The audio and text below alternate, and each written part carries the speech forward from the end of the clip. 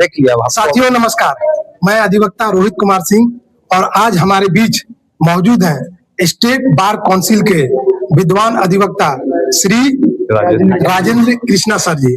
तो वो चूंकि चेयरमैन भी है तो उनसे कुछ चीजों को जानने की कोशिश करेंगे। सर यहाँ आपका बहुत बहुत स्वागत है। धन्यवाद सर। आप बार के चेयरमैन रहे हैं तो बहुत सारे उतार चढ़ाव को भी देखे होंगे और पुनः होंगे। और पुनः होंगे भी सर, ऐसा सर शुभकामना भी और हम लोग कोशिश भी करेंगे। लेकिन सर इसमें इस बीच में सर आप ब्रीफ में बताएं कि इसमें क्या क्या उपलब्धियां रही सर बार काउंसिल जी। देखिए, बार काउंसिल का जो उपलब्धियां है इस बीच में, वो पहला तो ये हो गया कि जो फंड हम लोगों के पास था, जैसे कि हम लोगों के पास 5 करोड़ का फंड था, उसको हम लोगों ने बढ़ा के उसको 17 से 18 करोड़ किया। तो ये फंड आपके लिए है, ये सुरक्षित है बार काउंसिल में, जो कि आपके कभी भी ये भी हम लोग जो एक्सपीरियंस कोरोना में किए उसको देखते हुए हम लोगों ने ये बचा के रखा है बार काउंसिल के लिए।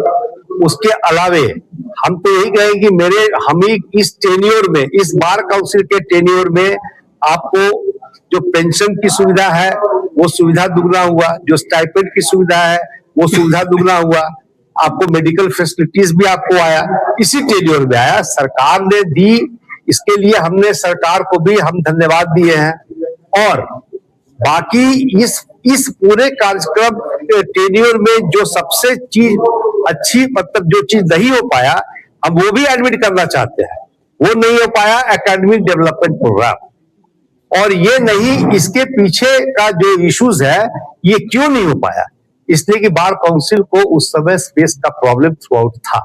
अब हमारा स्पेस का प्रॉब्लम, चूंकि हमारा 2-3 जगह हमको ऑफिस का प्रीमाइसेस मिल गया है, तो अब ये स्पेस का प्रॉब्लम खत्म हो गया है।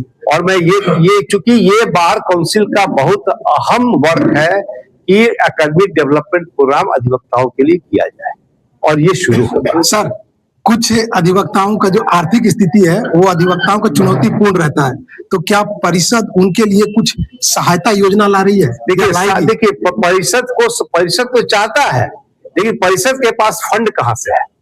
इसलिए मैंने कहा आपसे कि आज के डेट में हमारा साल का जो इनकम है वो समझिए कि 10 से 12 लाख है। हम स्टाफ का सैलरी देते हैं 1 करोड़ के आसपास। तो फंड का प्रॉब्लम है। और हर एक एसोसिएशन, इसलिए आपको हमने कहा कि हम लोग का जो फंड कलेक्शन करने का जो भी प्रावधान है उसके तहत सभी एसोसिएशन फंड कलेक्ट कर रही है, जिसका कि पावर का delegation Bihar state bar council किया है। और सभी एसोसिएशन में इनफ फंड है अपने एडवोकेट्स के वेलफेयर को देखने के लिए। अगर हम इस, अभी आपको मैंने कहा, इस फंड को आप पूरा मिला दीजिए पूरे एसोसिएशन का, तो आपके पास एक इतना बड़ा अमाउंट आएगा कि आप कोई भी वेलफेयर वर्क उससे एडवोकेट का, यहाँ जितने भी अधिवक्ता है पूरे झारखंड में, सबका आप कर सकते हैं। सर एक लास्ट सर क्वेश्चन सर हम ही लोग के लिए, जो नए अधिवक्ता सर इनरोलमेंट करा रहे हैं उनको सरल और पारदर्शी बनाने के लिए सर क्या कुछ चल रहा है सर? नहीं, जो अधिवक्ता ज्वाइन जो कर रहे हैं उनको सरल, इस प्रोफेशन में सरल कुछ नहीं है। आपको बहुत मेहनत करना है, सरल कुछ नहीं है। सरल कुछ नहीं। हम लोग भी आए हैं, बहुत मेहनत करके आए हैं, तो मेहनत करना है आपको। और बाकी बचा संसाधन की बात, तो उतना संसाधन आपके पास है, ये आप अपने आप को मेहनत करते हुए आगे बढ़ सकते हैं और अपने पैरों पर खड़ा हो सकते हैं। हम तो यही कहेंगे कि अधिवक्ता में बहुत ताकत है, चाहे यंग अधिवक्ता में उससे ज्यादा। बहुत बहुत धन्यवाद सर, आपने सर महत्वपूर्ण समय दिया और आपकी सर ओज तेज वाणी सुनने के बाद हम लोग को बहुत कुछ सीखने को मिला। धन्यवाद, बहुत बहुत धन्यवाद सर।